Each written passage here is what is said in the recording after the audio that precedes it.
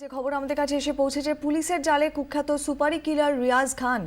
গতকাল এই রিয়াজ খানকে মেটিয়াবুরুজ এলাকা থেকে গ্রেফতার করে রবীন্দ্রনগর থানার পুলিশ, এমনটি আমরা জানতে পারছি। আরও বিস্তারিত জানতে আমরা যোগাযোগ করার চেষ্টা করছি আমাদের প্রতিনিধি বিক্রম দাসের সঙ্গে। আরও একবার আপনাদের জানিয়ে রাখি, কুখ্যাত সুপারি কিলার রিয়াজ খান তাকে অবশেষে পুলিশ গ্রেফতার করেছে। গতকাল মেটিয়াবুরুজ এলাকা থেকে তাকে গ্রেফতার করে রবীন্দ্রনগর থানার পুলিশ। আমাদের সঙ্গে টেলিফোনে রয়েছেন আমাদের প্রতিনিধি বিক্রম দাস। বিক্রম, কি জানা যাচ্ছে এখনো পর্যন্ত, কোথা থেকে এই রিয়াজের সন্ধান পেল পুলিশ?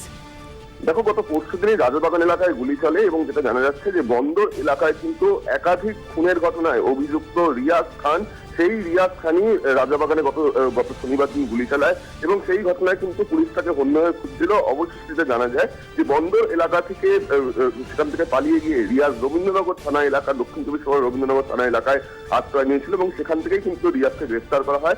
পুলিশ সূত্রের খবর যে রিয়াজ কিন্তু সুপারি কিলার হিসেবে কাজ করতো, অর্থাৎ বিভিন্ন গ্যাংয়ের সঙ্গে এই রিয়াজ খান যুক্ত ছিল এবং মূলত বন্দর এলাকা থেকে শুরু করে দক্ষিণ চব্বিশ পরগনার বেশ কিছু এলাকায়, অর্থাৎ মহেশতলা, আকরা, রবীন্দ্রনগর, এই সমস্ত এলাকায় কিন্তু রিয়াজ খান অ্যাক্টিভ ছিল এবং সুপারি নিয়ে খুন করতে এই রিয়াজ, এমনটাই পুলিশ সূত্রের খবর। এবং পুলিশ তাকে গ্রেফতার করার পর তার কাছ থেকে দুটি আগ্নেয়াস্ত্র পেয়েছে, যার সঙ্গে সঙ্গে তার কাছ থেকে লাইভ কার্টিজও পাওয়া গেছে।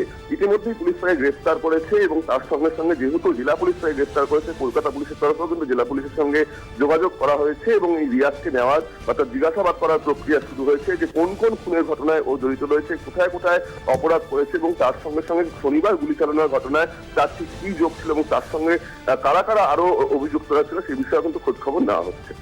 ধন্যবাদ বিক্রম।